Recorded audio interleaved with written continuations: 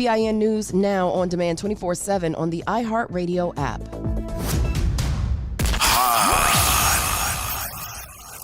Here we go. The reality check on WBOK 1230 AM. Now, what's happening, good people? What's going on with you? How is everybody for, what is today, the 30th? Yeah, the day the 30th. We got one more day. This is New Year's Eve. We got one more day before we can say, welcome to the new year. It's still hard for me to believe that we are at the end of 2025 and getting ready to go into 2026, but it is what it is. I mean, there's nothing you can do about it except you either go forward or you don't. You either go forward or you don't, and hopefully everybody going forward. Hopefully everybody is going forward, though. Lot to talk about on today.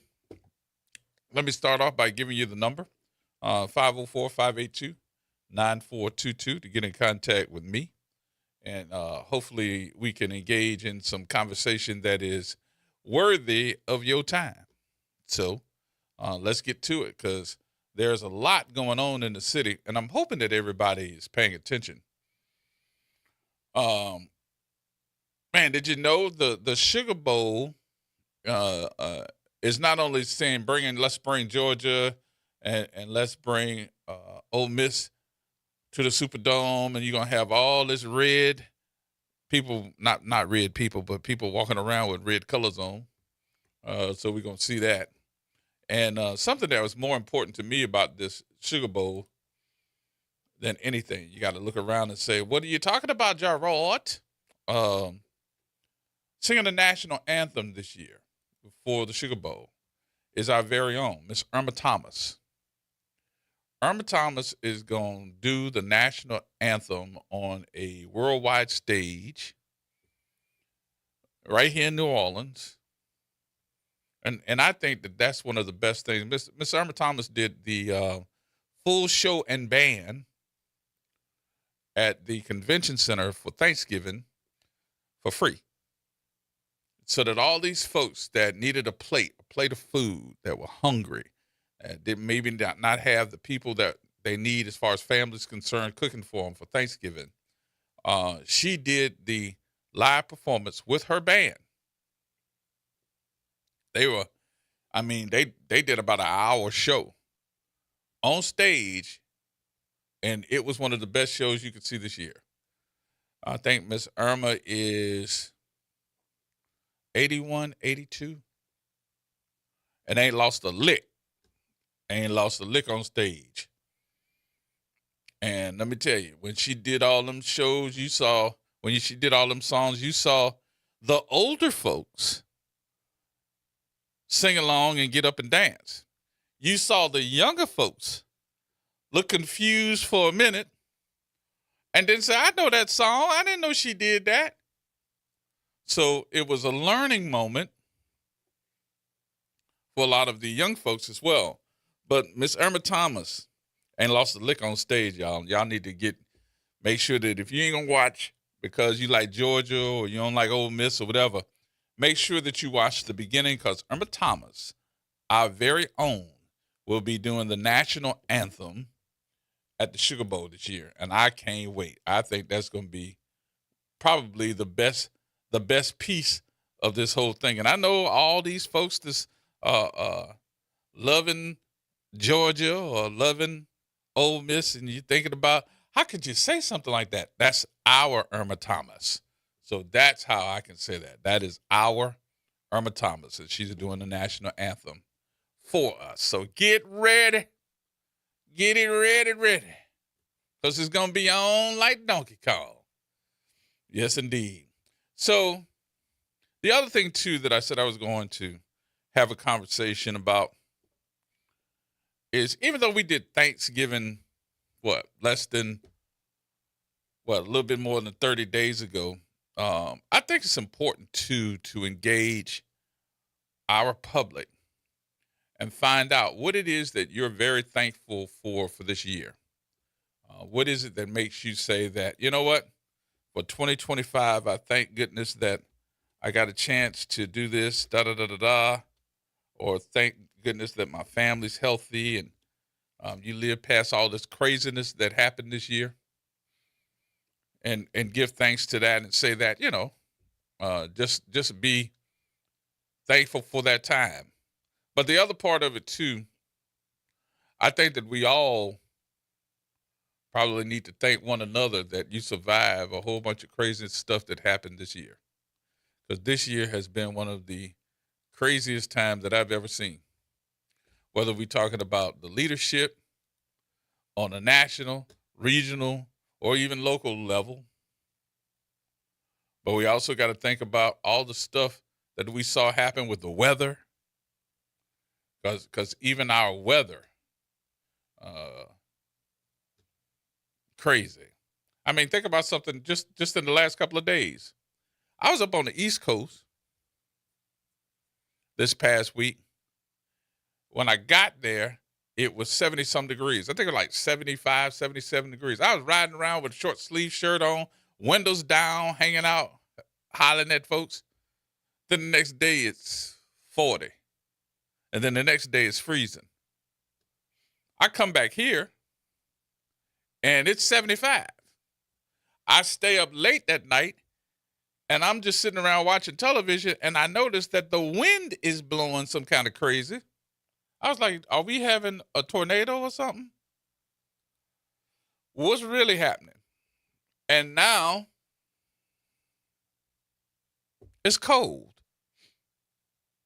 I'm like, baby, we really got some stuff happening out here in the world today. So it's important that, we survive all this and think about the number of people. I don't know if you really understand this too, but Louisiana is number 1 in the country with the flu right now.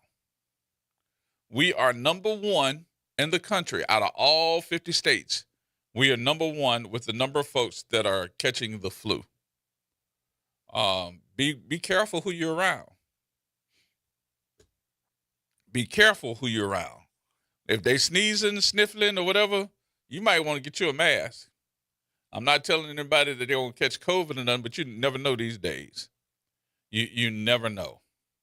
And yesterday, we had a great conversation about watch service. Did y'all notice last night on the news that one of the stories on the news last night, I forgot if it was a CBS or NBC affiliate, but one of the stories on the news last night that made the news was what churches were going to do the watch services. I thought that was interesting. We brought it up, and then, of course, here it comes. When we bring it up, it ends up making the news. Which churches are doing watch services? Even my church, I got folks that are members of my church, First Pilgrims, who actually sent me some stuff. Minister Wendy Eaglin sent me some stuff about First Pilgrims doing watch services as well on tomorrow night. They're going to have Pastor Eugene Mitchell preaching. And then, of course, they have the Melody Clouds are coming to play. So if you know our own, very, very own Leo Jackson and the group Melody Clouds as a part of this radio station, they're going to be there preaching. And then they're going to play on tomorrow night at First Pilgrims at 1228 Arch Street. So let me give you the time frame here because they sent me the flyer as well to let you know that. And then I bring up some other ones, too, that are coming through. I didn't know that watch services were still as plentiful around here as I'm learning now that people are listening and saying, wait a minute, we do that. We do the watch services. So First Pilgrims, the theme song will be The Church Struggling But Still Standing from St. Matthew. That is 16 and 18. Wednesday night, starting at 7 p.m. with musical guest Leo Jackson and the Melody Clouds. That's tomorrow night. So make sure you go by 1228 Arch Street and bring in the new year the right way. All right? That's going to happen. And, of course, we saw the Apostolic Church out in New Orleans East having their watch services. There's some more. Some folks going to call in today or send me some verbiage over the social media to let me know that, hey, this church is doing it too. Watch services, I did not know that they were as plentiful as what we're seeing now. So people are saying stuff. Good. Good. All right, another story we got to bring up.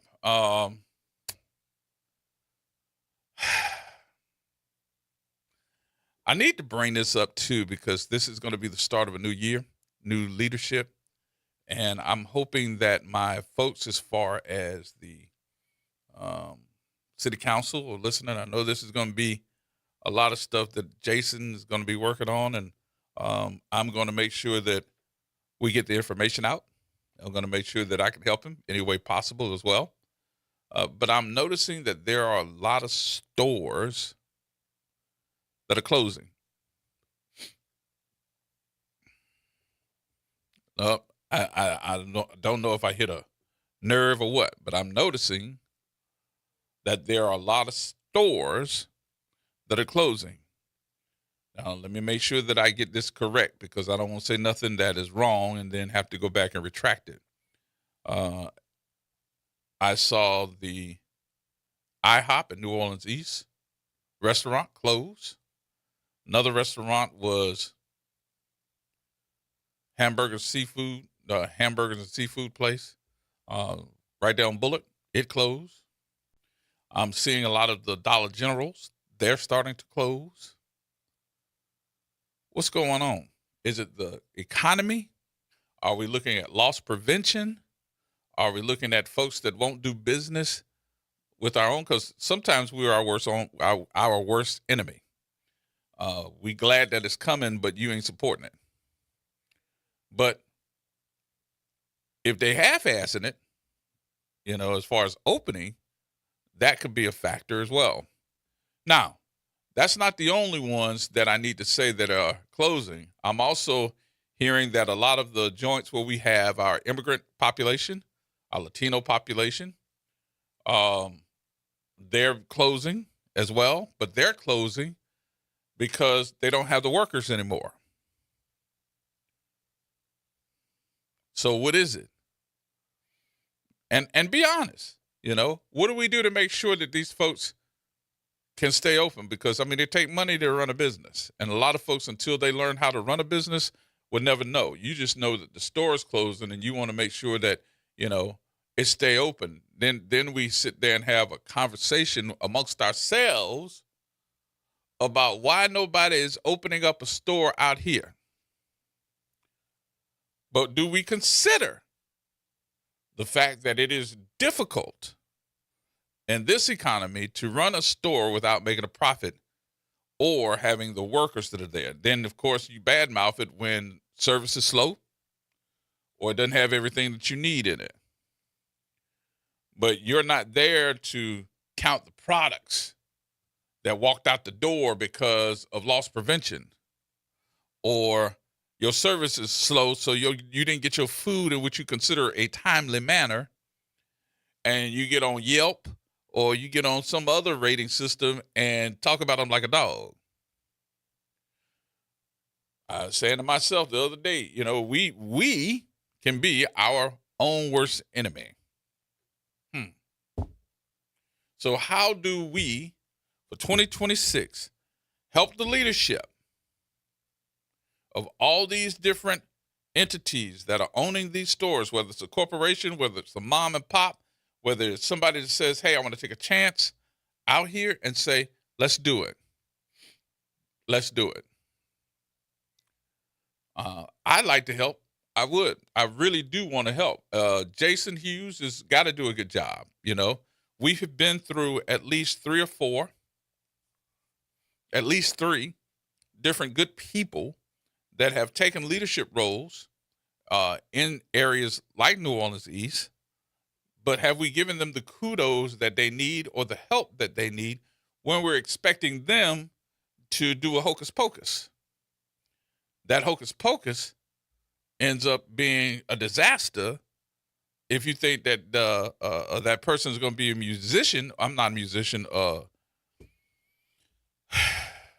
If you're thinking they're coming out there and they're going to just say hocus pocus and let's not even look at the man behind the curtain, they need to be a wizard. And open it for what? It's going to close. It's going to close. Is the AT&T store closed? Yeah. Are we looking at retail and what's out here? Not really. Not really. We're not.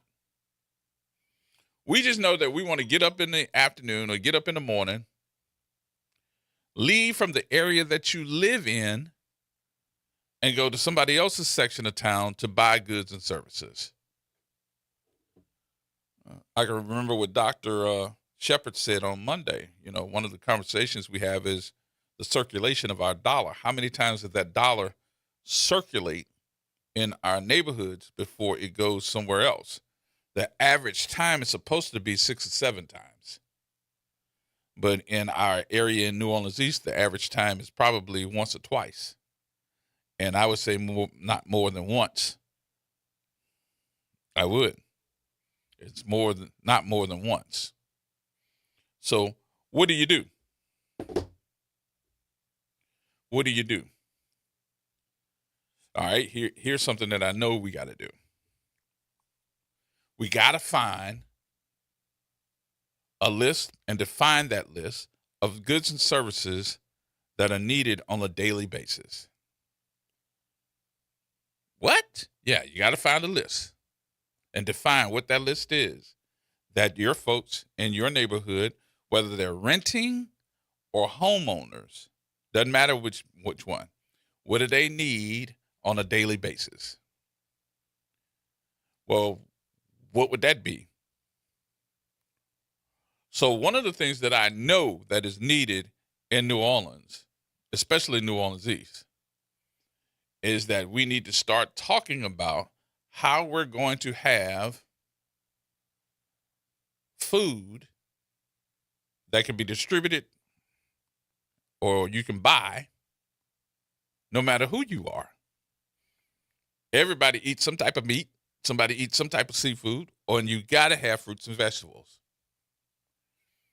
So I would like to see some type of farmer's market open up in New Orleans East or the Lower Ninth Ward or both. Because Rashida Ferdinand and all the good folks that work for Sankofa have done a great job with distributing these fruits and vegetables and making sure that you have them. But, of course, we also want to see folks be able to make some money and get stuff retail. Well, you think that'll work? Yes. You can't go without having fruits and vegetables at some point in time. So we know that would be a great market to have. The other part of it is I was thinking about is something that all of us can get up and go do. We will get up and go from New Orleans East, across the river, down the Highway 90, to Westwego to go to the seafood market. What? Can't nobody in New Orleans East tell me that they don't know where the seafood market is in Westwego. How come we'll go to, and Lord, this is going to sound terrible. Please don't take it the way that it's going to sound. We will go to the other folks to go get some crawfish. We'll go to them to get our shrimp, whether it's cooked or whether it's live. We'll go to them to go get it. But we won't open up. I'm talking about us. We will not open up a seafood market in New Orleans East. Everybody is going to come at some point because I need my shrimp to go in my gumbo. I got to go and get this. I got to go do these things. These are ideas that need to be discussed now. What does it take to open it? How it's going to be open? Who's going to run it? Who's going to be the owner? Who's going to be the distributors? You need to have those conversations now. And I think all the leadership, especially in the East, need to be talking to their new councilman now. They should have been talking to Oliver. Should have been to try to get him to find some money, which, could have found some of that money in that $160 million that was spent. Oops, so that it can help out and get these things that are needed. Well, I can go to Winn-Dixie. No, you got to remember, Winn-Dixie about to close. Well, it's going to be Rouse's. I ain't saying compete with Rouse's.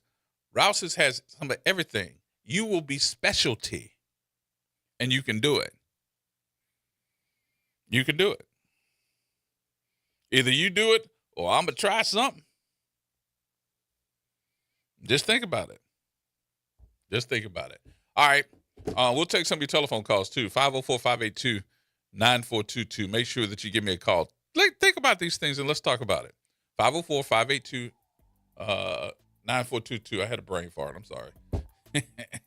More coming up, y'all. We got to take a break here. We'll take our first break and take some of your telephone calls. Get them in now. So when we come back after the break, you'll be first up to talk. More coming up next, right here on WBOK.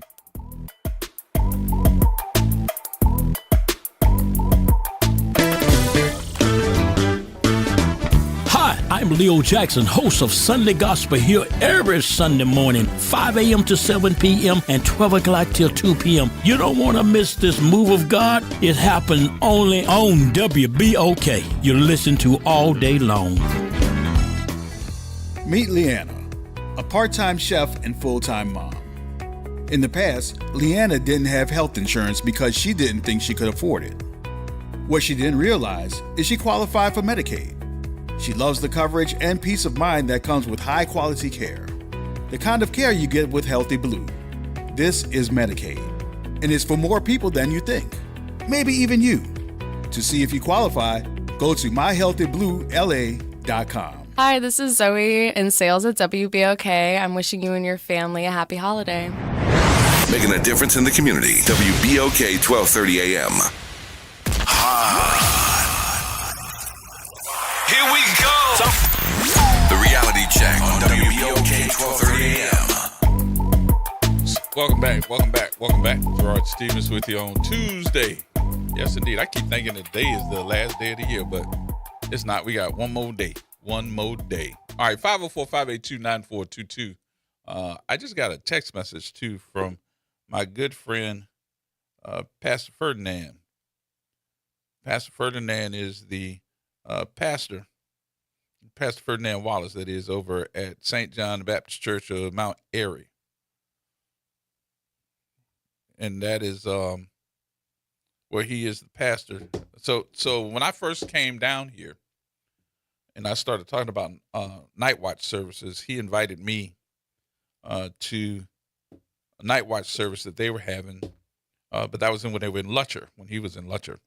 But now he's over at St. John Baptist Church over in Mount Airy, and they're having another night watch service this year. Starts at 7 o'clock, goes from 7 until 8 p.m.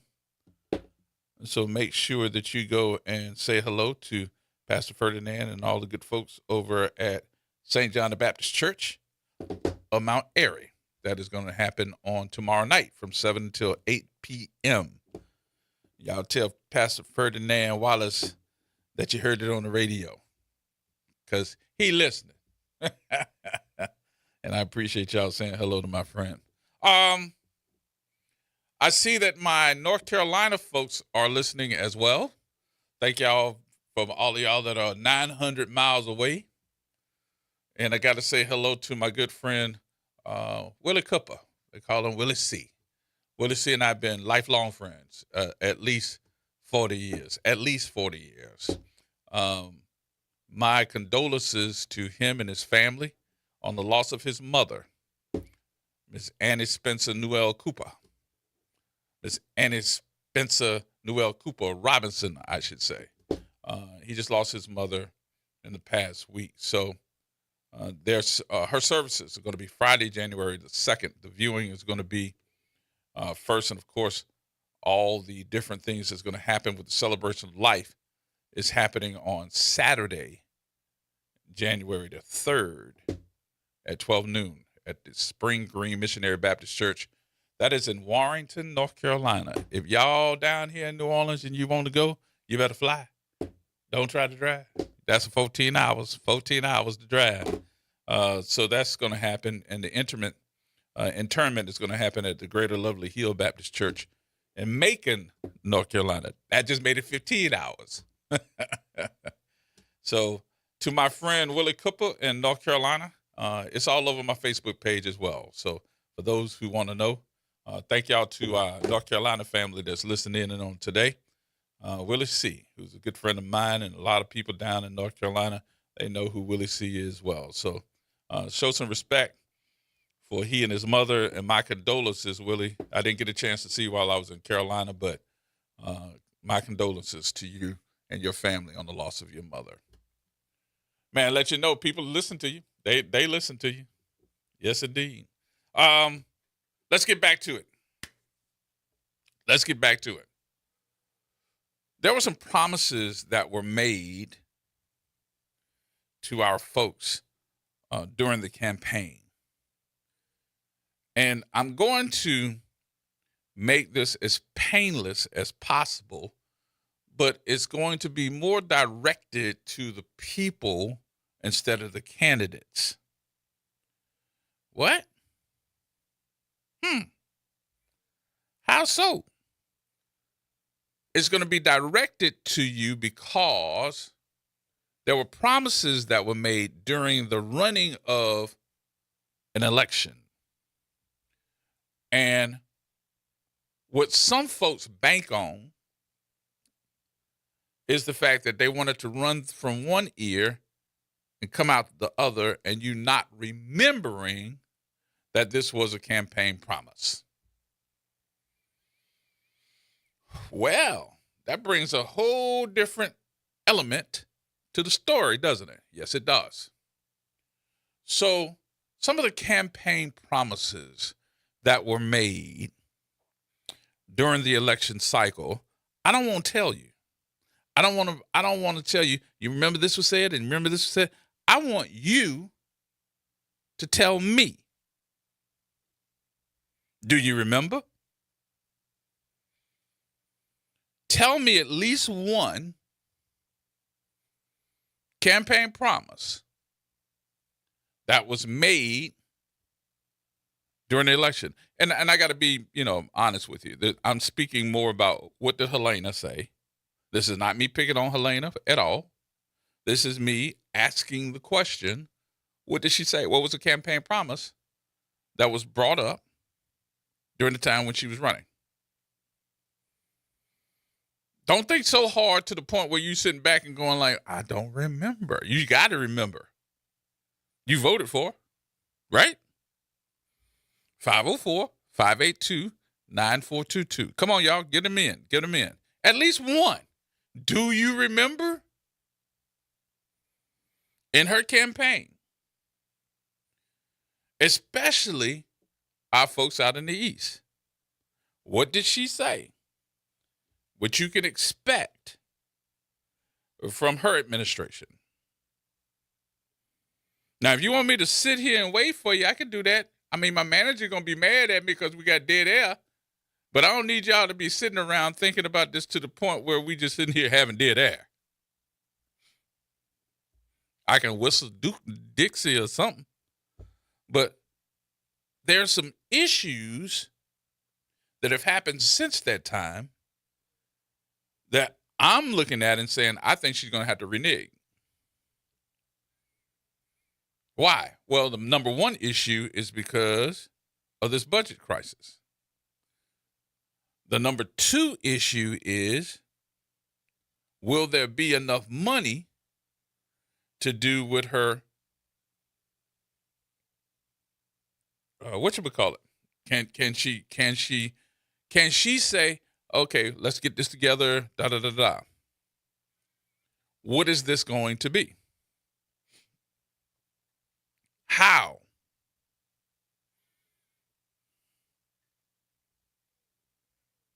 How?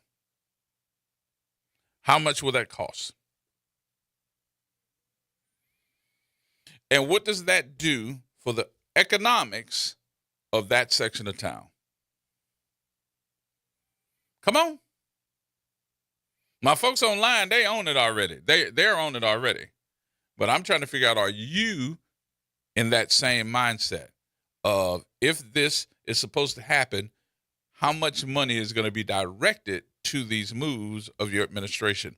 And then If it doesn't happen, does she or the administration itself still have the same believability? Will it then happen if we straighten out this budget crunch? All right, I'm going to go ahead and start you off. First things first. This was a commercial. The commercial said the reason why that we don't have all these potholes fixed in our city is because we have one crew of folks on the pothole fixer. One crew. And we got thousands of potholes.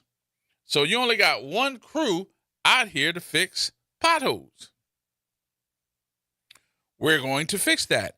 We're going to put 100 people out on the streets to fix these potholes, right? But in the same sense, there's another leading story that has happened in the last week, and that leading story is about all the people that are getting ready to get laid off. The offices are going to be combined. Some folks won't have their job, but all folks have to reapply for their jobs through her administration. And it was also said there's going to be a hiring freeze.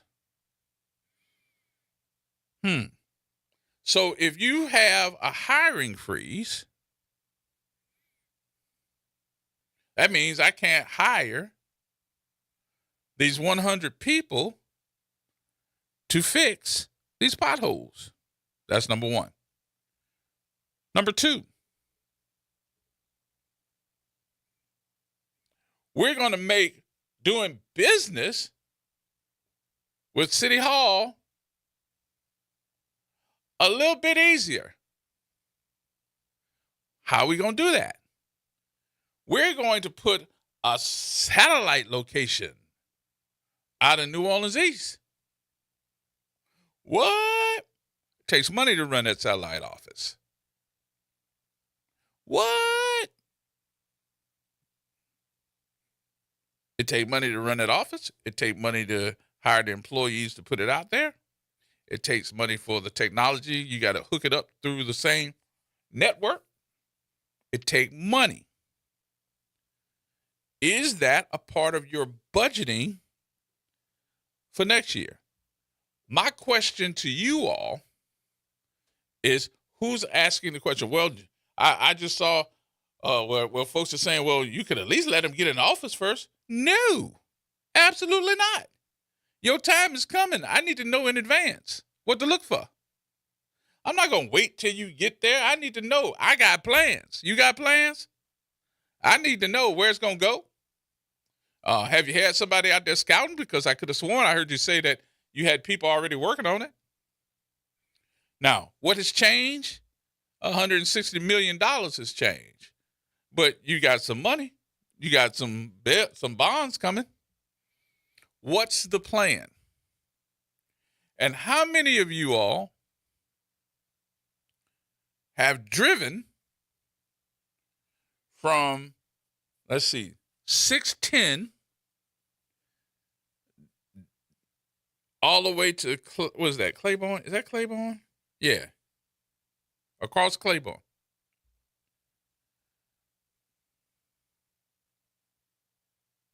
On Franklin Avenue. If you have, and you have gotten used to it, you now know how to play dodgeball, because you are ducking, diving, running to the side, slowing down, know how to navigate these potholes. And I don't know what this is. It looked like the street just sinking in right at Franklin Avenue and Claiborne. And it's something, if you just sit there for a minute and just pull your car on the side, right there where they fixing that street, they're not fixing the street, they're fixing up that building right there on the corner of Claiborne and Franklin Avenue. If you just pull your car in the parking lot and just sit there for a minute, I want you in 10 minutes or 15 minutes, tell me how many cars have you heard almost lose their undercarriage of their vehicle because the street is sinking. What?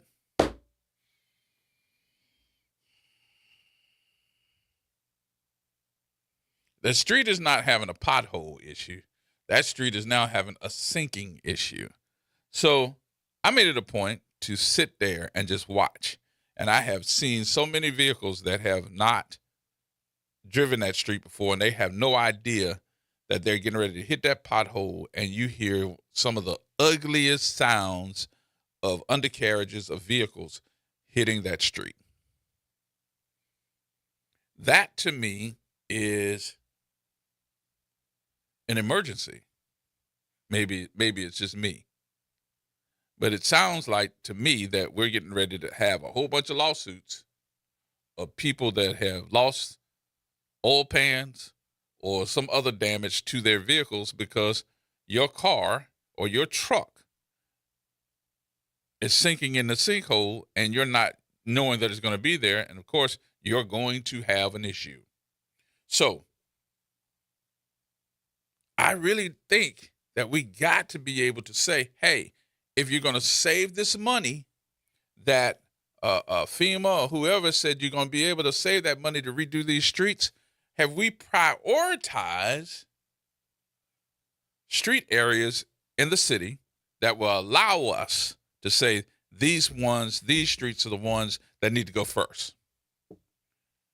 Because Franklin Avenue and Claiborne, to me, is a major thoroughfare that sees hundreds of people not only living in sections of the city from New Orleans East to the Lower Ninth Ward.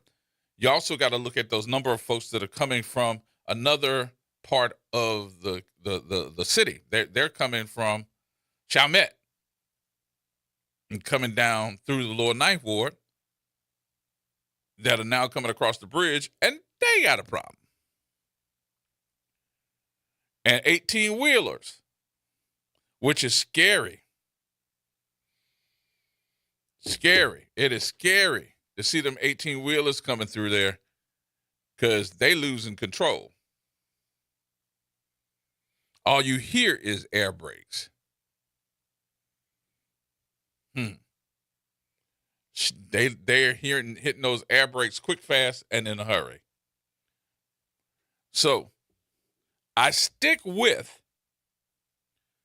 the ability to prioritize issues that could end up being emergency issues if we're not watching.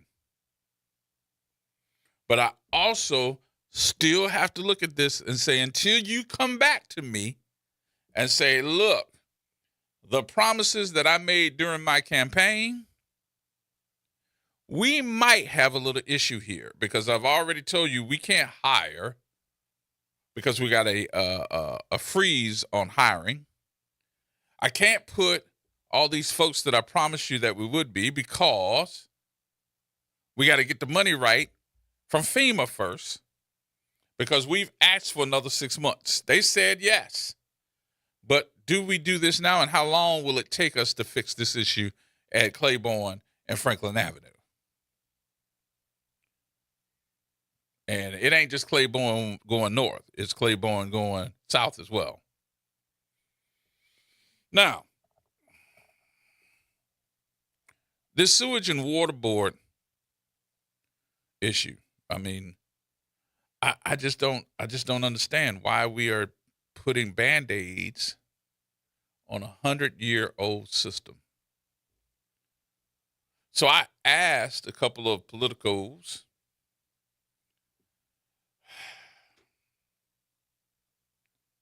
and the answer that I got made me sit down for a minute and just think.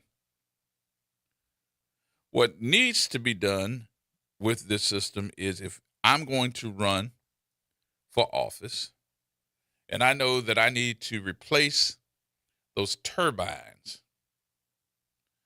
The average turbine has been projected to cost somewhere between $30 to $80 million per turbine, right? Get GE to manufacture them and put them together, and maybe even have to install them. And of course, be able to upgrade the power issues so that we don't have to convert all of our power just to get them to run. So if I know that I don't have enough money for a budgeting issue to replace those turbines all at once, you got 4 years. You got 6 turbines. How about in my first year, I buy one? My second year is part of a budget. I buy another one. Third year, same thing. And then the fourth year, I got 4 out of the 6. And then if I run again, I can buy 2 more. That to me would be like some real touting power that you'd be able to say, hey, y'all, look what I fixed. Look what I fixed. Look what I got for you. Here's what we got now. Here's how we're getting the water to be some of the best. Instead of keep putting a Band-Aid on these issues by summing up folks and saying, oh, yeah, I need you to come fix this 100-year-old system. And if you add that money up, it'll pay for itself. Y'all think about something. The average contract to fix a turbine or one of the power issues or whatever it is with those sewage and water board engines, they say it's about $300,000 a year per.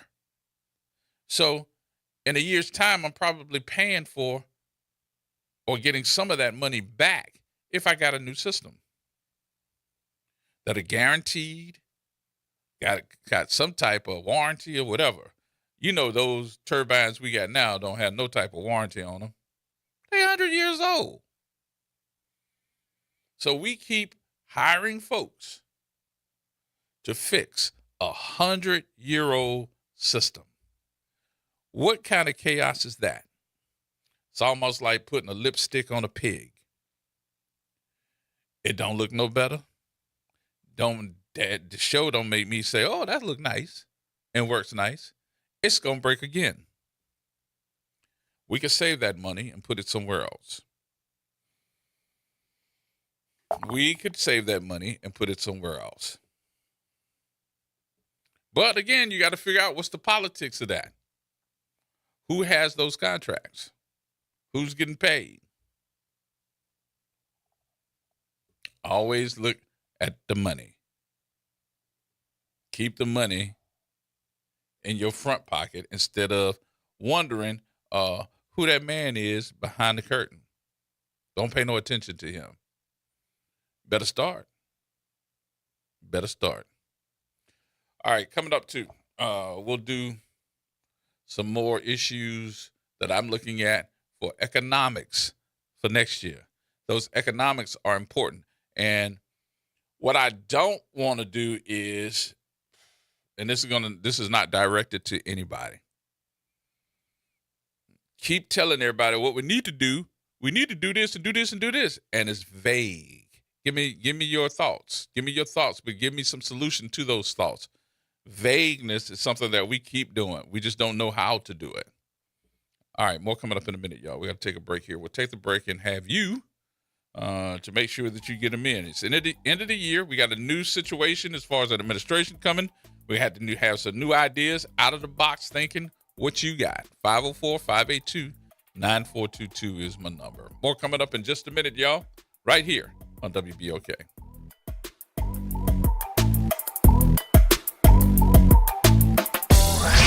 Hey, this is Dave Poston. Be sure to listen to WBOK 1230 AM every Saturday morning at 10 a.m. and Sunday evening at 5 p.m. bringing you the best Southern Soul barroom music with the Southern Soul Weekend Party Mix, hosted by me, of course. I'll be playing your favorite Southern Soul music by artists from all over the South right here on WBOK 1230 AM or online at WBOK1230.com. The station you listen to longer. Listen to longer. Listen to longer. You've got responsibilities, but that doesn't mean your dreams are on hold. At Southern University at New Orleans, our evening and weekend college is designed with your life in mind. Finish your degree, start a new one, on your time, your degree, your schedule. No excuses, just opportunity. Visit suno.edu and make your next move today. Transform your bathroom with the beautiful quality of Bath Planet. As a trusted leader in bathroom renovation, Bath Planet has earned the Good Housekeeping seal, a symbol of quality and consumer confidence for over 100 years. Get half off installation or 18 months with no interest and no payments. Whether it's tub replacement, a shower replacement, or a tub-to-shower conversion, Bath Planet makes your custom bath fast, easy, and affordable. Here's how it works. 1. Call to schedule your free, no-obligation consultation. 2. Our design experts come to you with real samples to customize your dream bath. 3. Our certified installers complete the transformation in as little as 1 day. And right now, for a limited time, you can upgrade your bathroom for 50% off installation or choose 18 months with no interest and no payments.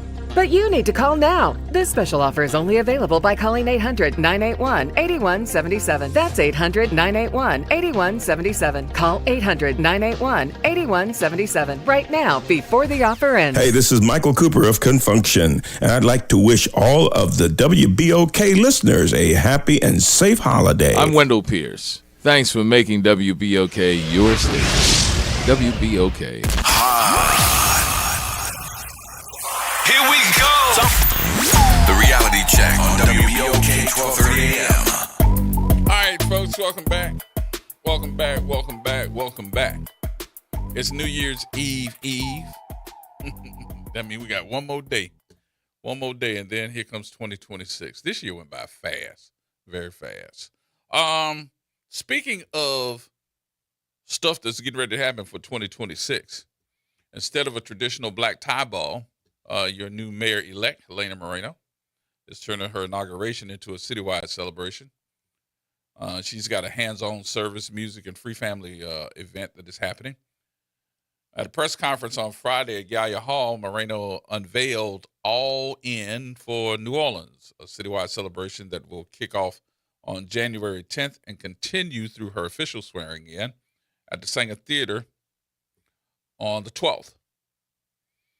And quotes here, it says, "This weekend is for the entire city," Moreno said in a release. "Every family, every neighborhood, every person who loves New Orleans and is ready to move forward together." In a departure from past inaugurations, Moreno will not host a black tie ball. All events will be free, and she stated that they are funded by private donations with no city money involved. Gail Benson, chair of Moreno's inauguration committee and owner of the Saints and Pelicans, said the theme reflects the city's spirit of giving back, and the All In for New Orleans honors the way people across the city give of themselves for their children, their students, their neighborhoods, their faith communities, their creativity, and their service. That's what being all in truly means. The inauguration committee co-chairs include Rico Alvinda, Sheila Burns, Jennifer Sneed, Barry Kern, and Miss Dottie Reese. The weekend schedule, volunteer sign-ups, and vendor information are available at allinforneworleans.com. You can see the full list of events then, okay? So that's what's going to happen on January the 10th. Galloway. Man, you almost made my eardrum bust with that all-in stuff. Oh, What's bro, you know going you're on? going to be in. You're going to be number one on the list volunteering. What's wrong with you? Man, now you can see there, Gerod, I was having a good day till you tried to put me up in there. Listen, New Orleans, listen, black people, not this Galloway. No, not the Galloway from the 6th Part. Ain't going to have nothing to do with it. No? But, brother, no. Brother, check this out. Mm-hmm. You was asking about Helena promises. See, the internet's undefeated. It's a 10-page, I call it a campaign's wish list. It's on the internet still. Yep. Go through there, and the first thing she did, she lied before she even took over office. What'd she say? I'm going to do a nationwide search for a CAO. Now, who's the CAO? The former council person. Thank you. That wasn't too far nationwide. She should have said, I'm going to look at City Hall and get one of my friends to be the CAO. Mm-hmm. That's what she should have said. That commercial where she got up in that car and she rolled through the East all those blighted properties, all those blighted buildings. And what she said in that commercial, what she was going to do, hold her accountable for all that stuff. Mm-hmm. Now you got the keys to the city. Now, you got about 12, 13 days. Day one, as I don't see some magic, I'm coming to knock on your door. I ain't going to your inauguration, none of that stuff. Y'all ain't going to have me up there looking like one of them. I almost said something. I'm gonna keep it gangster today, man. I ain't gonna say nothing like that. But that lady is a liar. Yes, Helena, we're not throwing Cedric. You cannot give us $38,000 and expect us to go away. There's nothing free in this world except prayer. If you ain't offering prayer, ain't nothing free. So let me ask you this, though, Galloway. What do you think is going to be the outcome of some of the moves that are made? So far, what do you see? Because to me, it sounds like, now I'm just saying what it sounds like to me. It's not something that you have belief in. None. Zero belief. None. If the woman wasn't such a liar, I can tell you that the sun rises in the west all day. Mm. It's up to you to believe it. And we know the sun rises in the east. This woman has just handpicked the people that are yes men to her. Nobody on that city council that's going to swear in, when city council swear in, is going to buck up against her. You know it and I know it. Name me one to go against anything she says. You know what? I really hate to say it this way, but, and I don't want to be Debbie Downer on the new administration, but it's going to change. It's going to change. It's not going to be hunky-dory 24/7, 7 days a week. It's going to change. Something's going to change within the next, I'd say, 2 to 3 months. From who? Somebody on that city council. I'm looking for whatever it is. It's not there yet. That's how it always happens. Somebody gets pissed off with the mayor, and as they get pissed off with the mayor, they get corrupted through the city council. So now we have a new saying. That new saying is something about the mayor and a strong council. So it becomes the mayor being called weak, and then the council being called strong. Now the question is, as that gets to be stronger, don't forget that you're not just looking at everybody paying attention. We don't know what's going to be the intentions of everybody. See, if I'm on the council, now I'm just saying me, this is what I end up doing. I don't have nothing against none of them. I have nothing against none of them. But I do have to look at it, and something that was taught to me by Pastor Donald. Pastor Donald told me, he said, with me being who I was in city government, you have to learn how to play pocket politics. Pocket politics is something that I have not seen on this side of the river. And what he talks about pocket politics is, you want my vote? I need something for my part of the town. I need to have some guarantees on when I come up there to get my vote for fixing something out in my area of town that's in my district, that I'm going to get all the folks that's going to support me. And I just don't think that there's enough pocket politics being played. If I'm Mr. King, I'd be the first one on that daggone city council playing pocket politics. You trying to tell me that we don't have no money that I've been looking for the last 4 or 5 years to tear down or do demolition on a building that is just basically an eyesore, and y'all can't find me nobody that can knock this thing and demo this after I done promised these folks that I'm going to tear down this building. You can't do it? DeGaulle Manor. That's what I'm talking about. Oh, in Algiers, right? Yeah. Talking about? How long they been talking about tearing down DeGaulle Manor? This been way before $160 million missing. Oh, yeah. Way before that. And you can't tell me that there's nothing we can do. Well, first you want to tell me I'm having a big celebration out here talking about tearing it down, and then we can't tear it down because it got asbestos. They knew it had asbestos in there. Thank you. Bruh, come on. I'm playing pocket politics. You said that about pocket politics and all this stuff. And also, with her, that one campaign promise that I'm definitely going to hold it to and just illegal dumping in different types of neighborhoods and talking about she going to hold people accountable. You should have been over by the Gall Manor. They got number tires, old sofas, old baby stuff. And I mean, and I was like wondering why in the world did y'all pay? They paved the street over by the Gall Manor with brand new cement. I'm like, for what?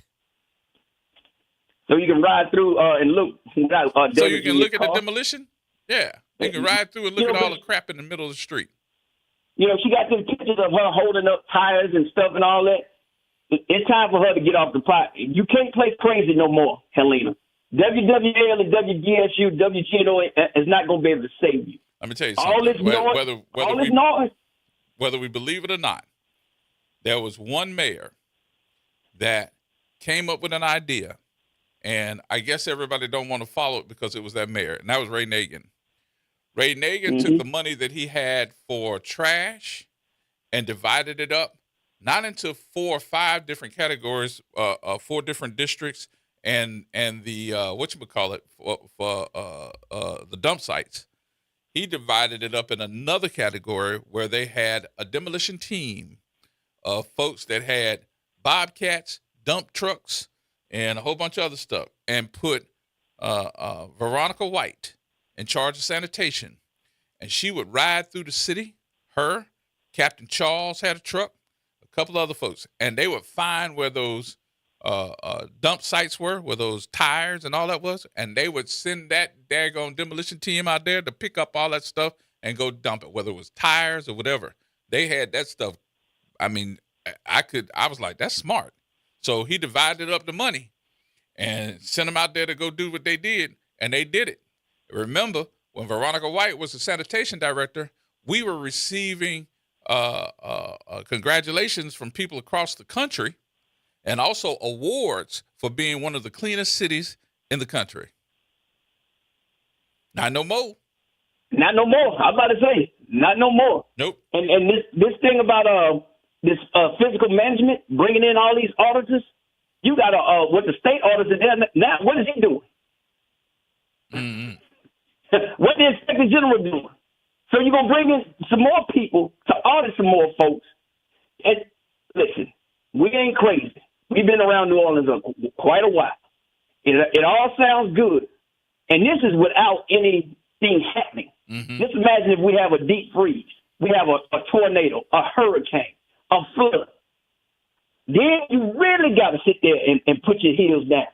You really got to you got to get off that little white horse you want to ride. Yeah. You have to really deal with some folks. Because I'm telling you, and I'm not trying to woe is me or this, I'm wishing the back. I just don't trust her. Mm-hmm. That woman been in City Hall long enough and act like she don't know what's going on, and she want everybody to give her a clean slate and trust her to just, wave her magic wand and make everything right.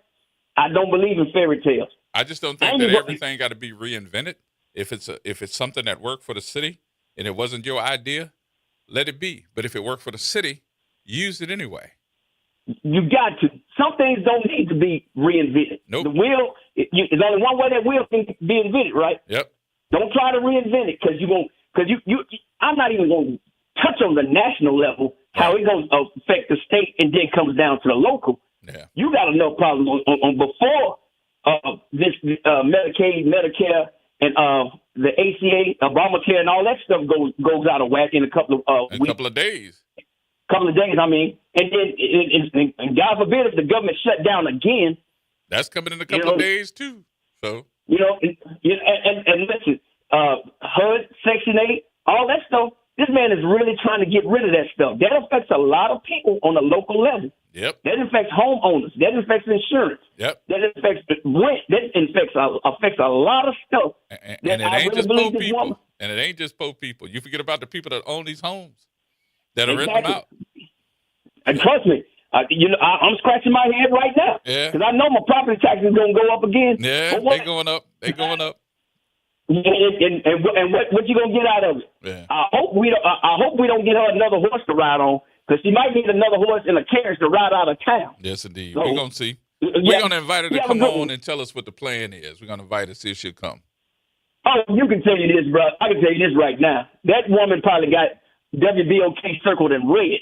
Do not go near. Do not go by. Do not talk to anybody. And if I'm wrong, come on there. And you get on there, you leave a special line open for me. I'm I got some gonna call her and see if she'll come. I'm gonna have a crew that's gonna do it. We're gonna do it all in tandem. So y'all please do it. And make sure you leave a line open for me. All right. Talk about it. It's free. We know how Ben Vincent paid for that. Yes, indeed. I don't see nothing wrong see, there with you a go. little bump and grind. Goodbye, Galloway. That is not gonna happen here with your R. Kelly sounding self, huh? All right, Galloway. All right, more coming up, y'all. We got to take our break here. News is up next, and we'll come right back. More right here on WBOK.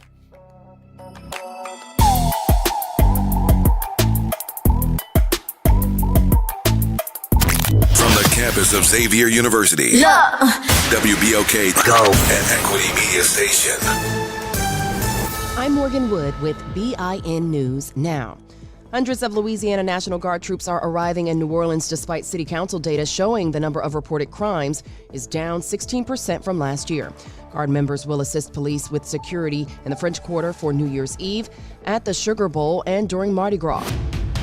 A Florida branch of the NAACP is demanding Clay County School Board member Robert Alvaro to step down over comments he made about the African American community in a Facebook Live video. The civil rights group called the remarks racist, harmful, and wholly incompatible with the responsibility of serving a diverse public school system. And Snoop Dogg was joined by the K-pop Demon Hunters for his holiday halftime show on Netflix as the Detroit Lions took on the Minnesota Vikings in Minneapolis on Christmas. The Vikings ended up beating the Lions 23-10. Get BIN News Now on demand 24/7 on the iHeartRadio app.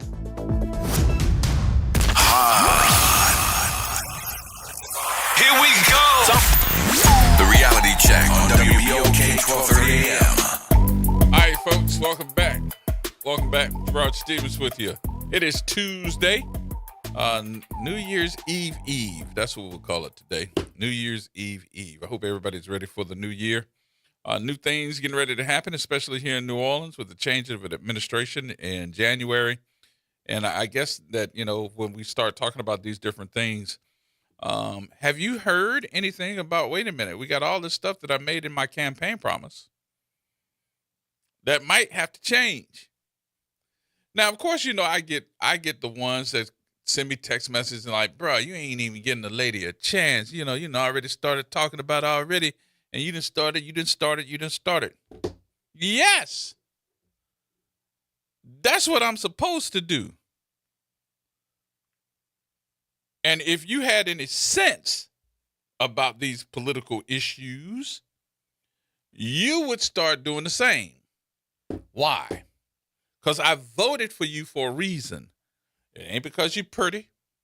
It ain't because I like your people. And it sure as hell ain't because I want to work for you. No. I want us to work together and making sure that the things that you promised, the things that we voted for, the things that you said that you were going to do are going to work. Now, many of you may know that at some point in time, I lived in New Orleans East, which I did. I lived out there in the 90s. I bought a house out there off of LaFou Street. I came out and stayed in the apartment complex, which at that time was a little bit different, right off of Bullitt. And I can remember when I first moved here, and I said, I want to go visit New Orleans East. New Orleans East was a whole lot different in the early 90s. A whole lot different. A lot of folks that I knew were staying in an apartment complex. That apartment complex was Fisherman's Wharf. Y'all remember Fisherman's Wharf? They knocked it down after Katrina. But Fisherman's Wharf had its own fountain and it was beautiful. A couple of friends of mine lived out there. They had different types of apartments, whether it was 1 bedroom, 2 bedroom, 3 bedroom. And then they even had the lofts. It was beautiful and it was affordable. I lived off of Bullitt in the apartment complex. I loved it. Had 2 bedroom, a 2 bedroom apartment. It was affordable. But then years later, we're wondering what happened. Some folks saw what happened, but then there were so many people that moved away because of Katrina. Was it going down before then? Did I say Fisherman's Wharf? It was Frenchman's Wharf. I'm sorry. Thank you, Cedric. I think I said Fisherman's Wharf, but it was Frenchman's Wharf. We had at least 2 movie theaters, a Dillard's. You had the mall on the left side of the highway, and then you had the mall on the right side of the highway. You had a Sam's. You had 2 movie theaters, at least 2 movie theaters. You had the Dillard's. What else am I missing? And all of this went away.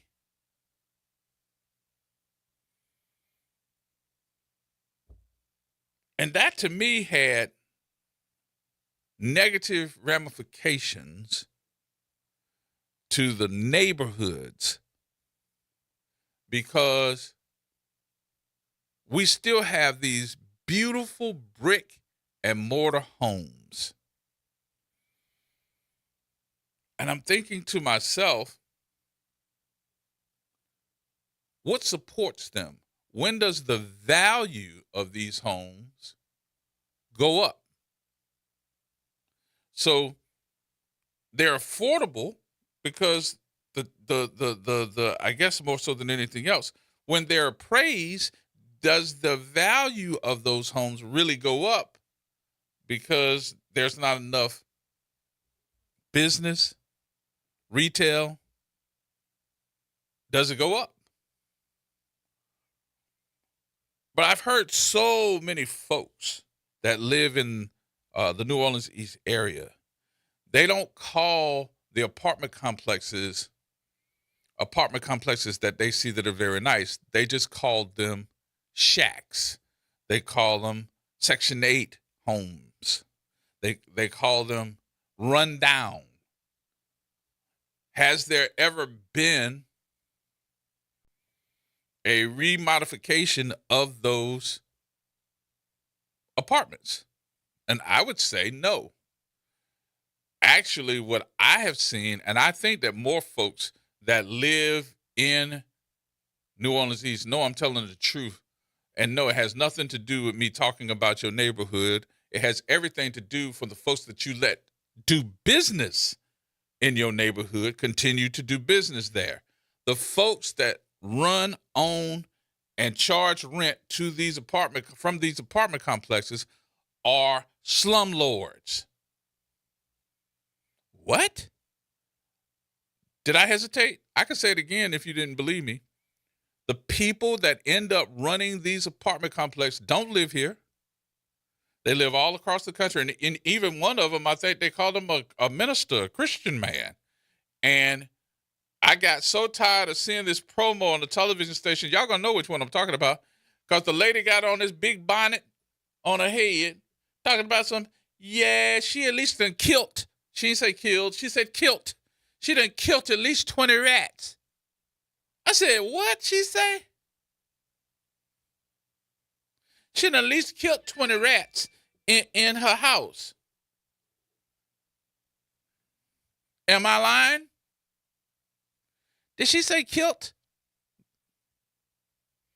But I don't really want to talk about the woman like that. I really don't. I'm actually talking more so that this lady would have the story to go on the news to say, yeah, let me tell you, because my daughter live out there, and she'd at least killed 20 rats. And then I thought about it, and I was like, well, that ain't the first time that I've heard a story like that. And then the other part of it is, do y'all remember seeing the video of the lady? She had a security camera inside of her house. She's laying down in the bed, and in the bed, sitting up on her bed, on top of her quilt, is a big old possum. The possum like, what you doing up in here? This is my bed. And she looked up and saw that possum and started screaming. The possum like, Lord, let me get up out of here. I said to myself, that had to be false. And I kept looking at the video, and they put it on television as well. So we allow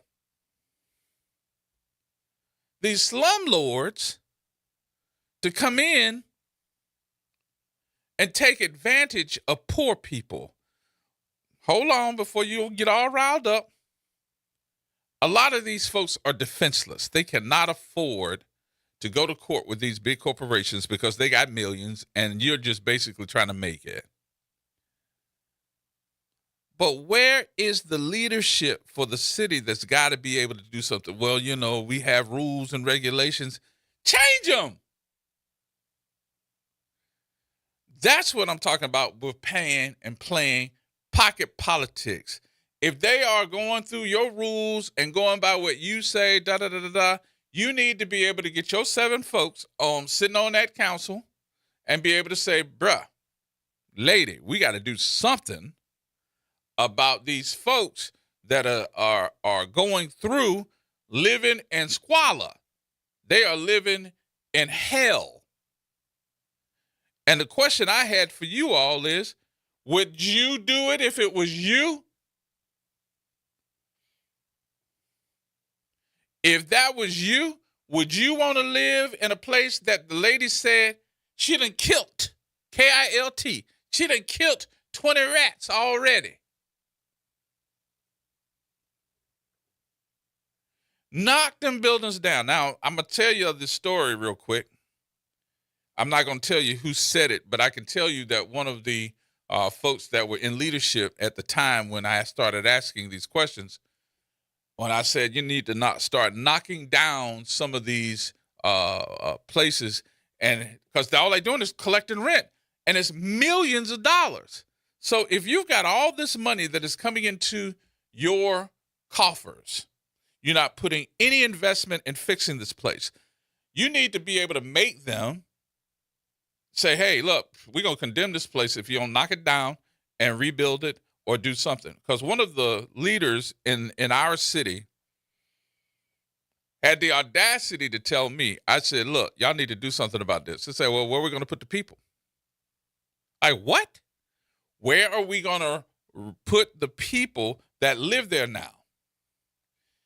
And I came back and I ended up raising my voice, so they got a little offended that I raised my voice. I said, what did you say? They said, where are we going to put the people? I said, anywhere is better than what they're living in right now. They might as well be living on the streets. If you telling me that I got 20 rats in my house, or I wake up and I'm looking dead in the face of a possum, I might as well be looking living on the streets. What you thinking? What you say, Cedric? Hey, man, you know, it's not a laughing matter at all. But I saw that. The lady, I believe she said her sister killed 20 rats. That kind of remind you of the police chief. The rats are high. So you said it was not a laughing matter, and you cracking up. The rats are high. Nevertheless, why, I understand people are hurting, but why would people live in something like that? They ain't got nowhere else to go. And why, but where was the uproar from us? Or I don't get it, man. I just don't get it.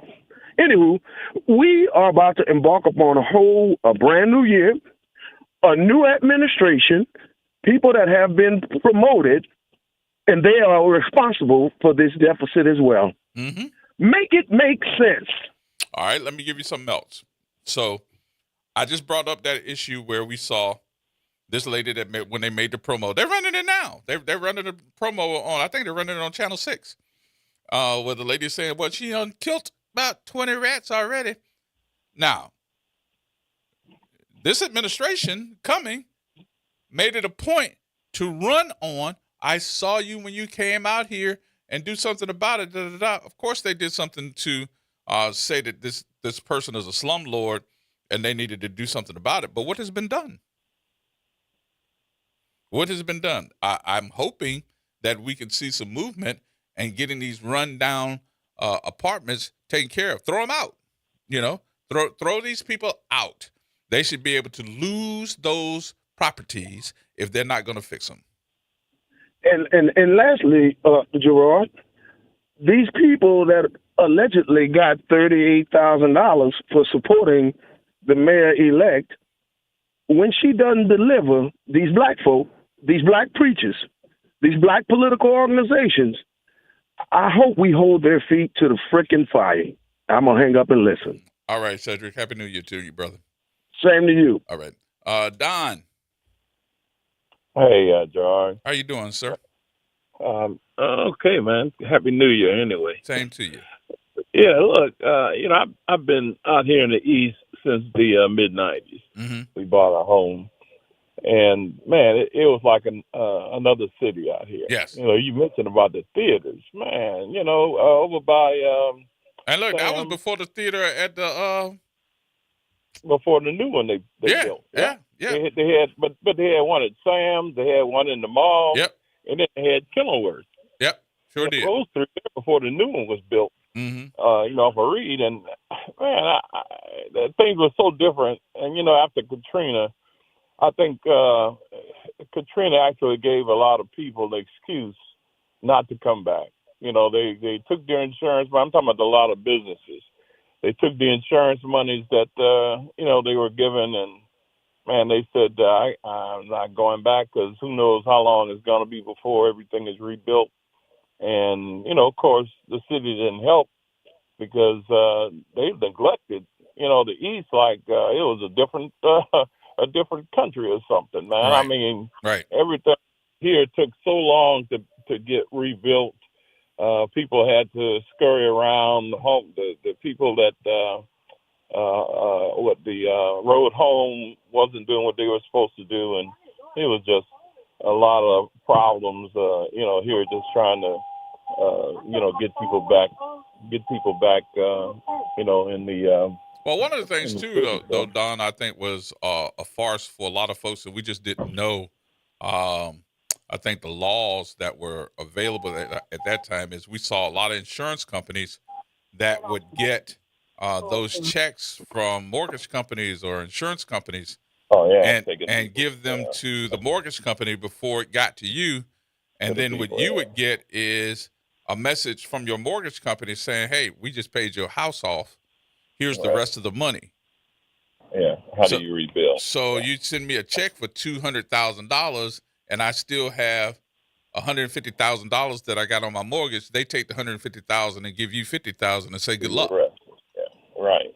And then people can't. Which I thought was against the law. I thought it was against the law for them to be able to do that because it's two names that's on that check, the mortgage company and yours. Yeah, and I thought at the time, like you said, I know in other states it was against the law, but it looked like here they just disregarded it. A lot of companies did what they wanted to do, and these folks in the area, a lot of them didn't squawk about it. They just felt that they didn't have anything to do. But like you said, a lot of attorneys should have stepped in and told a lot of these homeowners that it wasn't right. It was done by these other agencies, mortgage companies, et cetera. But, as we get ready for the new year, I think we're in a position now, Gerard, where we just have to hold the mayor's feet to the fire and see what she's going to do because she's made a lot of promises. And I don't know what's going to be done if they're going to have a hiring freeze, especially out here in the East. So one of the things that I think that has to be done that's going to be different than any other time is there needs to be some advocates that can hold different meetings and hold those different community meetings where there can be conversation and not no pie in the sky where you got a whole bunch of people saying what we need is some grocery stores and because that's getting old. You can really, and I'm not talking about anybody in particular, but if you come in with that rhetoric without a plan, that's just like telling pie in the sky too, because you have no plan. You're just trying to think what you want and being selfish about it. If there is a conversation about what we need, how we need it, let me tell you what the demographics are going to be. these are the things that need to be done. It has to be research. That research, Right. if there's no research behind it, if you're trying to tell me that you need something just because you're being selfish and that's what you want, you're not speaking for me. You're not speaking for me. And I think that those conversations is what people have got to start understanding, because if they don't, we just peeing in the wind. Yeah, I hate to use that terminology, but that's what it is. Yeah, and 2026 is going to be 2025 all over again. Yep, same thing. Yeah. And then it goes in one ear and comes out the other. So this administration has made some promises. This is not me picking. This is me saying, how do we make sure that these things are happening and not using this budget crunch as an excuse? And then when we do get it under some type of control, do we revisit it? Yes. Because a lot of stuff goes in one ear and then it goes out the other ear because we've got short-term or long-term amnesia. Right. Yeah, well, like you said, we definitely need to keep abreast of what's going on at City Hall and make sure that we fire back when, excuses come. Well, I can tell you, Don, listening to some of the council meetings has opened me up a lot because you'd hear verbiage and you'd hear things that happen that aren't in public eye. It's not just basically everybody talking about it every day. You would hear some of the stuff that's being brought forward for some of these votes, and you got to be able to say and determine this is something that needs to be discussed. Yeah. You got to. And listen, what has not been discussed, which it probably is something that needs to be discussed, is let's not forget we regulate our own utilities, right? Yes. Whether it is Cox Cable, whether it is Entergy, we regulate our own utilities. We are the regulators as a city. How come there's no conversation as of yet on the $200+ million that we lended? Entergy. We didn't give it to them. We lent it to them. Yeah. And I would like to know when those payments start. When are you paying me back? Because I'm in a budget crunch, but I lent you more than what we're in a budget crunch for. Does that make sense? You don't hear him talking about that at all. It has never been brought up. I don't know. I guess maybe our new council person may be able to start that ball rolling when he gets in. But a quick question before I go. Do you have any idea, any update on what Noonan Man was doing with the IG? Yes. He called me. Actually, Noonan been calling me all week, and he gave me some ideas on what's going on. But us bringing it up on the show, I guess we're being monitored still, has given him some idea, because they continuously come to him and say, here's where we are the day that we bring it up on the show.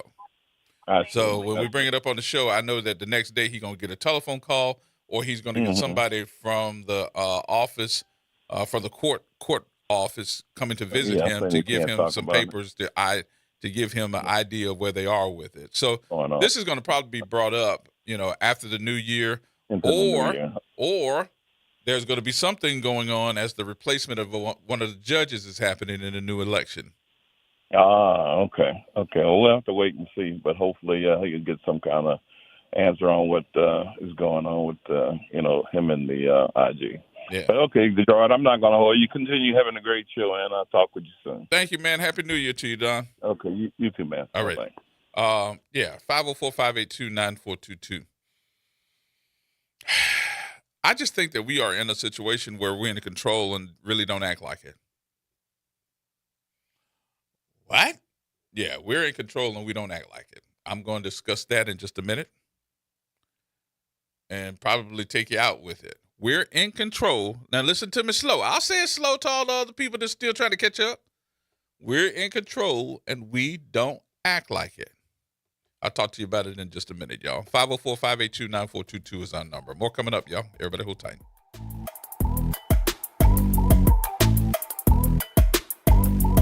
This is the Bloomberg Black Business Beat, brought to you by FidelityWealthManagement.com. The Magnificent Seven, led by NVIDIA, have been dominating conversations on Wall Street for a while now. But Black-owned and led Ariel Investments is finding value flying under the radar with smaller companies. Here's Ariel Investments founder, chairman, and CEO, John Rogers. We're still finding ideas in the small value space. You know, they really have been ignored. They're kind of the ugly ducklings when you compare it to NVIDIA and Apple and all these giant, exciting growth stories. You know, the little mundane businesses that we've invested in for 42 years just seem particularly orphaned these days. So we're seeing great ideas and excited to be doing the research and think there's real opportunity for small value. Ariel Investments, John Rogers speaking to Bloomberg there. The firm's flagship Ariel Fund focuses entirely on small and mid-cap stocks. I'm Bloomberg's Justin Milliner on the Black Business Beat.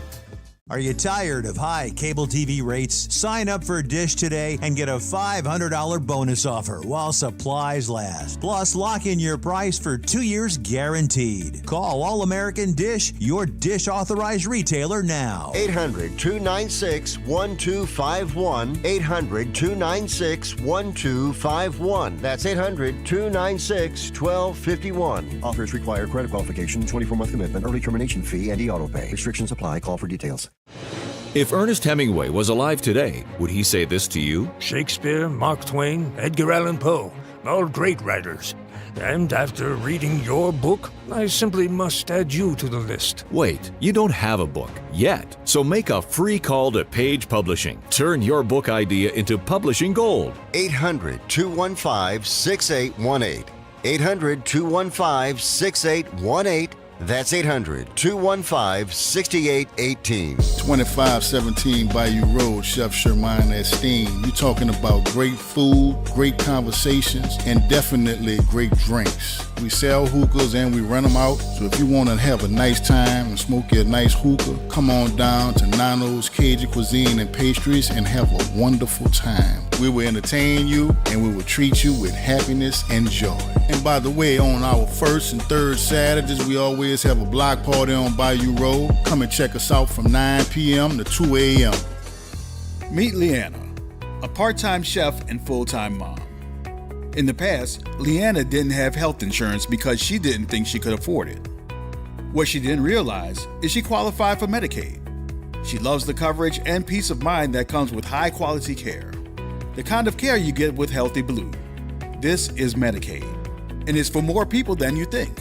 Maybe even you. To see if you qualify, go to myhealthybluela.com. Every year, the lights return to City Park, and as if by magic, so do we. Families reunited, kids wide-eyed, old memories meeting new ones. Celebration in the Oaks is more than a holiday tradition. It is where New Orleans comes together to shine. Don't miss the magic. Make Celebration in the Oaks your holiday tradition and help City Park shine for generations to come. Go to celebrationintheoaks.com and grab your tickets before they're gone. This is Brandon Henry, IT Director for Equity Media, wishing everyone a happy and safe holidays from WBOK. Making a difference in the community. WBOK 1230 AM. Here we go. The reality check on WBOK 1230 AM. All right, folks, welcome back. Welcome back. Final 30 minutes here of the program. Make sure that you get your call in, 504-582-9422. It's interesting that you listen to some of the ideas and we see folks that say, So I got to read one. Sounds like what we need to be doing is having a conversation about development in certain parts of the town. I thought that's what we were doing. Let's go back across the river here for a minute. For real, let's go back across the. Let's talk about Algiers. Here's my comparison. I'm going to take one street and one street only and do a comparison. You ready? What's the difference? And I want y'all to answer this, not me. But when I ask these questions, y'all be like, I ain't calling. What's the difference between General de Gaulle and Manhattan in Jefferson Parish, Manhattan Avenue, Manhattan Boulevard? What's the difference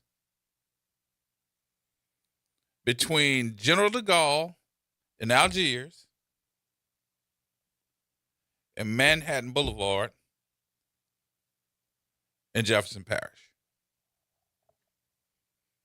Don't hesitate. Come on, call. Give me your idea. I'm not looking to say nobody right, nobody wrong. I'm just listening. I want to hear what I guess what your answer would be. Other than there's a canal that runs down the middle of it, because there is a canal that runs down the middle of General de Gaulle. But you still got two sides of the street for retail. What's the difference between what goes on in Jefferson Parish with retail compared to what goes on with General de Gaulle right there in the middle of it? Oh, I'm sorry. I ended up hanging up the phone. I'm sorry. Call me back. What does that mean to the average person? Take a look at it real quick. Just look at it. Look at Manhattan Boulevard, retail. And then look at retail on General de Gaulle. Okay, then let me ask you this. What was the last thing retail that was built as a standalone? Not on a site, because on the site you got the Rouses, where they got the Rouses, the Planet Fitness over off of Holiday, and General de Gaulle. On that site they had this was a pad site. On that pad site, I think they had the Starbucks built, right? So that was what you had on that site. So I'm trying to figure out exactly what's the difference. Hey, who's this? Hey, this is Bob. Bob, what you say, man? The main difference there is the fact that New Orleans gave up, after Katrina, they gave up retail to Jefferson Parish. That's why we shop in over there on Manhattan, or they either come out here to Lakeside and Clearview and everything else. We gave up retail. We did not invest in retail. So why do you think that is, though? I mean, from your point of view. Now, remember what I said, and I don't know if you listened to what I said. I said, look, I'm not looking for a right answer or a wrong answer. I'm just thinking about what people think and thinking out of the box. Why is that?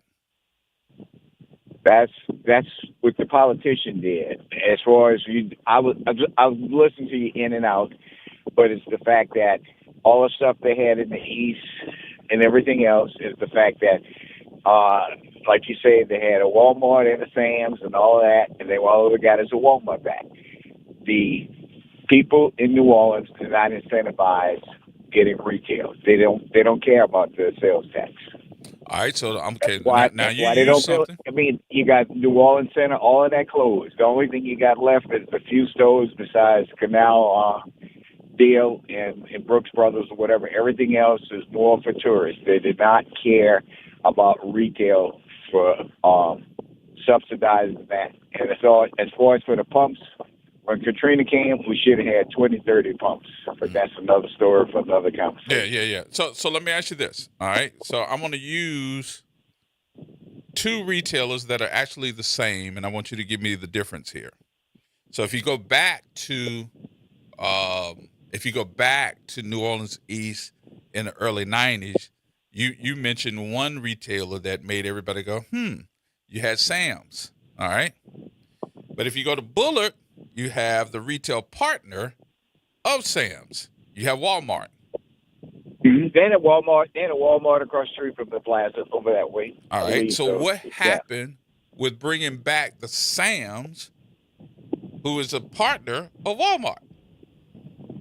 We did not, since we had more damage than basically Jefferson Parish, we did not incentivize people to come back.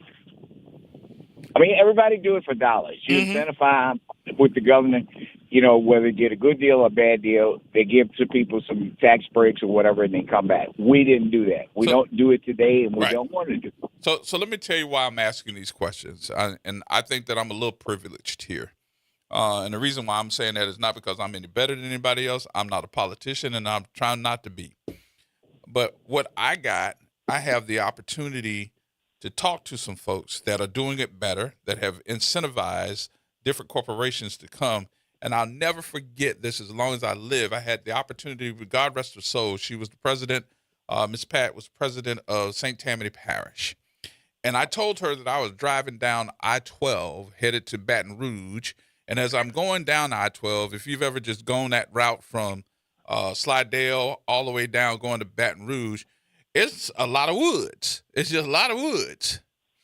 And I was telling her that I was going down I-12, and I look up past these cow pastures, and I would see where you would have all these big box corporations that are putting up malls in the middle of nowhere.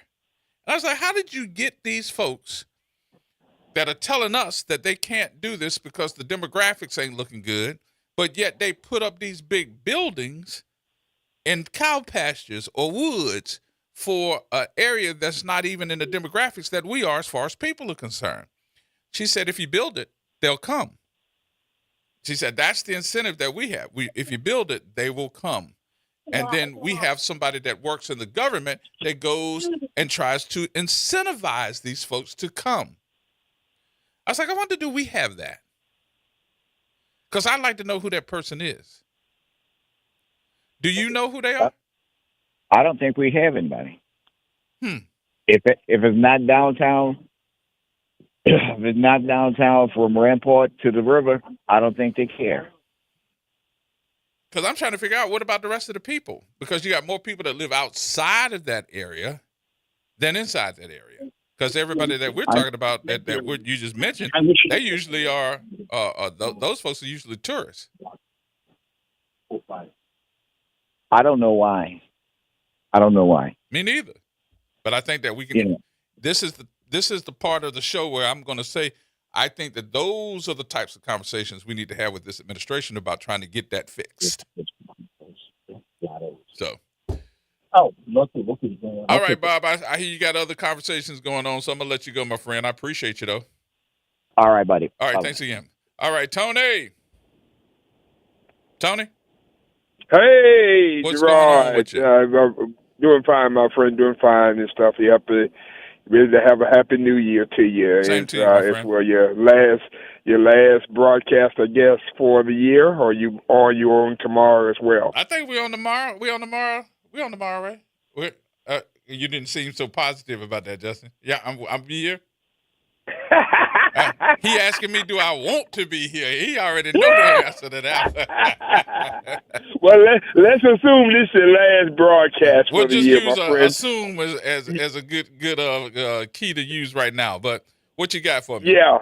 Well, since I'm an Algerian, as we call ourselves over in Algiers, the difference between General de Gaulle in Manhattan there is no comparison how large Manhattan Boulevard is compared to General de Gaulle. All the retail and opportunity stores, you got housing units, all that stuff that's up and down. They even got a movie theater, so it's no comparison.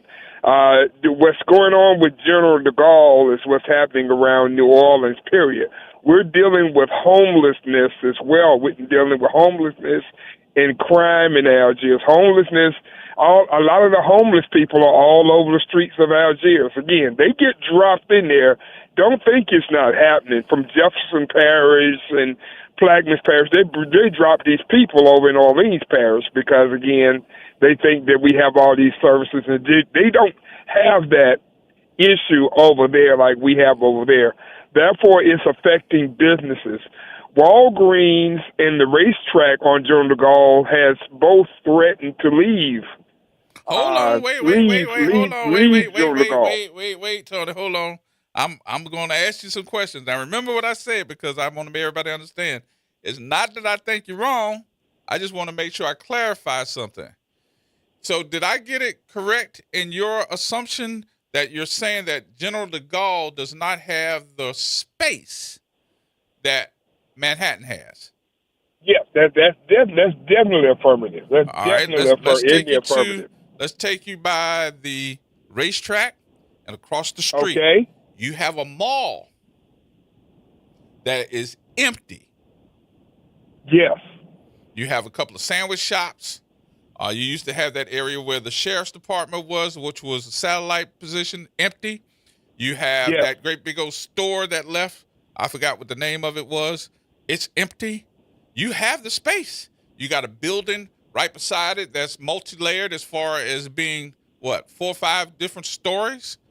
You can have you got all this retail area that you could knock down some of them old abandoned apartment complexes and put those up because they are actually condemned. They even got fences around them. And let's not forget the area right there in front of the school board. Just basic. They knocked down that building and left it. Well, let me tell you what's going on. The latest is going on in Algiers. So Algiers is trying to decide, or City of New Orleans trying to decide whether they want to get back in bed with that owner, that owner who owned all those dilapidated properties, Park Fontaine, Oakmont, all those that failed. What you mean get back in bed with him? They put him in jail. No, he's not. He's not in now, but he was. With the guy. I was at a meeting with the guy a couple of weeks ago and stuff. Unless that's his son. They trying to what's that? What is that? What is that? You talking about the guy that owns DeGaulle Manor. Yeah. They're talking about what's that? Not tearing it down, but renovating those properties into something else. They can't. It got asbestos in those. Say again? I don't think they can. It's asbestos filled. They're trying to. They're trying to resolve. They're trying to resolve all that No, they're now. not. No, they're not. And they're trying to go not. in. Let me tell you why they're not.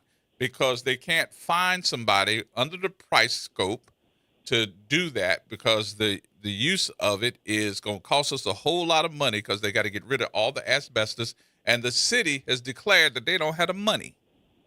Oh, well, absolutely right. And they're still trying to, like I said, I was in a meeting with this guy or whatever, how they're going to do all this. We don't know. But the thing about it was Algiers trying to get back in bed with this guy. I don't know. But Tony, let me ask you a question. Now, just again, I'm clarifying something for you because I need you to have some believability as well as I do. Absolutely. How long this guy own these buildings? Oh my goodness! I don't know exactly how long, but he's owned them a long time. It's been years. All right. It's been years. Yes. All right. How long have they been condemned? For years, brother. Years. Why would I want to get back in bed with you if I know that you got something that you're using to buy whatever you want to? And this guy's riding around in a Rolls Royce. Okay. Of course he is. And you got all your buildings condemned in Algiers. You got all these Oakmont, that apartment complex. They were living in there, and it was the power wasn't even on. As a matter of fact, it caught on fire. Yeah, exactly. It sure did, bro. All this, but they're considering getting back in bed with this guy on the pretense of all this money and renovations. He met with the citizens in Algiers at the Algiers Library. We told him no. You know what's going on here? I mean, it was people up. Every time he got up to speak, he was interrupted. It was a very contentious meeting.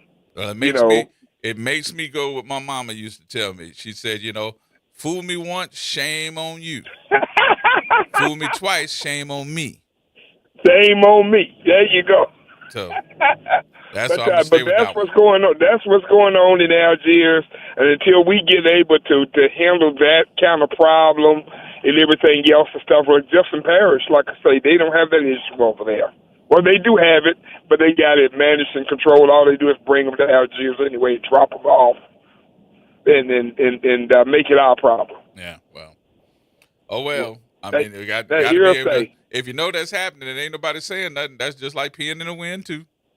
There you go, and stuff like that here. You know, they protected by ACLU in New Orleans Parish. Over there, you know, they bring them over here. Yeah, well. You know, so. Oh, well, my friend, I thank you, appreciate my you friend. again. Happy New Year to you. You too. Bye-bye. All right. WB, hold on just 1 minute. We got to take a break here, and we'll come back and have some more conversation. I'm going to take your call up next. So hold on, WB, more in just a minute. Right? WB, okay. AURN News. I'm Ebony McMorris. The Supreme Court has refused to let President Donald Trump deploy National Guard troops to Illinois, keeping in place a lower court order that blocks his plan to send 300 Guard members into the Chicago area. In a short, unsigned order, the justices said that at this early stage in the case, the administration has not shown any legal authority that would let the military execute the laws inside the state. That means the Guard cannot be federalized and used for immigration enforcement or crowd control in Chicago while the lawsuit continues. 3 conservative justices, Sam Alito, Clarence Thomas, and Neil Gorsuch, disagreed and said they would let Trump go ahead. Alito argued in a lengthy dissent that whatever people think about Trump's immigration policies, federal officials should be protected from violent attacks, and the president deserves wide latitude to use the Guard. Illinois officials and Chicago's leaders say the ruling is a win for state control and a warning against using military force to police domestic disputes. For AURN News, I'm Ebony McMorris. You've got responsibilities, but that doesn't mean your dreams are on hold. At Southern University at New Orleans, our evening and weekend college is designed with your life in mind. Finish your degree, start a new one, on your time, your degree, your schedule. No excuses, just opportunity. Visit suno.edu and make your next move today. There's a Jewish saying that if you save one life, you save the world. And in the New Testament, Jesus said, whatever you do for the least of these, my brethren, you do for me. Whatever your religious or ethical beliefs, let's all come together to help house the homeless this winter.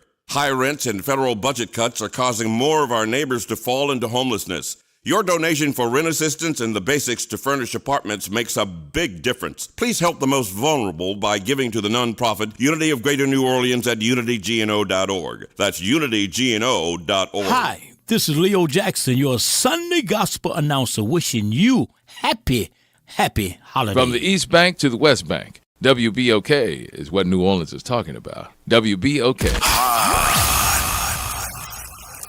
Here we go. The reality check on WBOK 1230 AM. Welcome back. 504-582-9422. WB. What's going on, G? What's going on with your big money? It's all good, bro. Hey, listen. So in the conversation about the difference between General de Gaulle and Manhattan, yep. The first thing that came to my mind is one is in Orleans Parish and the other one is in Jefferson Parish. Right. And with that said, it's been historic. The big box stores stay away from New Orleans, or at least Orleans Parish. I've been going to the Clearview, the Lakeside, the Esplanade Mall when it was in existence, leaving Orleans Parish to go retail shop at a big box store. Mm-hmm. You know what I mean? So it's obvious that the big box stores aren't dealing with Orleans Parish. And I've always held on to this. You can correct me if I'm wrong. But it has something to do with the cost of doing business in the parish. Mm-hmm. And so that's my contention. For some reason, because we have the space, we have more than enough space in Orleans Parish to produce a big box situation. Right. But there's something internal that's keeping people away from us. So I can tell you that there will be a conversation. Again, I feel sometimes when we have these conversations that I'm privileged enough to be sitting in some of those meetings, and I just absorb some of the conversation pieces and absorb some of the excuses. So some of those excuses where certain people don't buy their products. The other one was about loss prevention. And then the other one was we're not looking to do big box retail. So what has been the new innovative way has been about doing something. If you got a chance to ride out to Slidell, go out to the mall out there off of Fremont. What you're seeing is stores that have become innovative and start putting their stores into those malls that have more than just one retail outlet. So they're not big box stores, but you have more than one store in a mall. Okay. So my question has been, if you know these things, if I'm noticing it, then why we're not noticing it as a community. The other part that I'm going to say is going to be a little controversial, but I think that at some point somebody's got to say it. And that is, if y'all want something as a community and you're not getting it, but yet you're seeing that they're taking their stores to other places other than where we're going to be able to get the tax benefit as well as the services, stop going to these different communities and shopping outside of your community and hold your dollars. We did it one time before when if I came on the radio and said so-and-so store is racist and you shouldn't go, boy, we'd be ready to fight. Because that's what happened with Rouse's. And we saw all the people not going for a certain period of time, of course. But, of course, we have never looked at our dollars as being important. We just want to be able to get the product we want, go to somebody else's community to do it. They get the tax benefit, and yet you spending all your gas riding all over town. To be able to say, hey, we want these stores in our community, and you all still go to these other communities, to these stores, that's why they really don't give a damn, because they don't care that you're saying it. Y'all still going. So let me ask you a question, G. So who do we actually, who do you say that we cry to, if that, for lack of a better word? Who do we reach out to? I mean, is it the elected politicians or, They got to be involved. They have to be involved as well. But the people that you have to have now this is going. That's why I said this is going to end up being controversial. I think for black folks, I'm just saying for black folks, I can't speak for no other ethnicity. I know that the persons that have led the most effective campaigns in the past have been the preachers. Have been whoever that is. I mean, look at Jamal Bryant, what he did to Target. And he was nationwide. Right. But I think on a local level, we got to be able to say that, you know what, these stores need to be able to come to our community. We're tired of going to other folks' community to shop. And if they can't come here, we're not going there. And stop going. Right. But you got to have the tenacity to do it. It's got to be a community effort at some, and collectively we have to make one move. You got to reach every type of demographic to get in there. So if you're doing it in folks that are, 50, 60 plus, ain't going, but yet the little 30-year-olds, and I'm going to make it sound like they're little, but 30-year-olds are still going, you got a problem, because that's actually the demographic, 18 to 34s that they're trying to get. Right. All right, bro. I call you up because I like to get your motor running and keep it going. Cool. So always good, WB, man. Happy New Year to you and your family, brother. Keep up the good work, bro. Thanks. All right, man. Talk to you in a minute. Hey, Miss Beverly. Hello. Hey there. How you doing? Just fine. Gerard, what I would like to remind you of, it seems that some of you have forgotten, is back in the days of New Orleans East, when New Orleans East was thriving, as soon as black people, just say it, somebody has to say it, as soon as the population started turning over there was when they closed the plaza. They took out all of the high-end stores, despite our incomes, what we as a community spend on shopping, and as consumers. All of that changed when black people moved in. And I think we need not forget that. I think agree. It was purposeful. I think New Orleans East demise has been purposeful. It was purposely designed. As soon as black people started, and I was out there, I lived out there.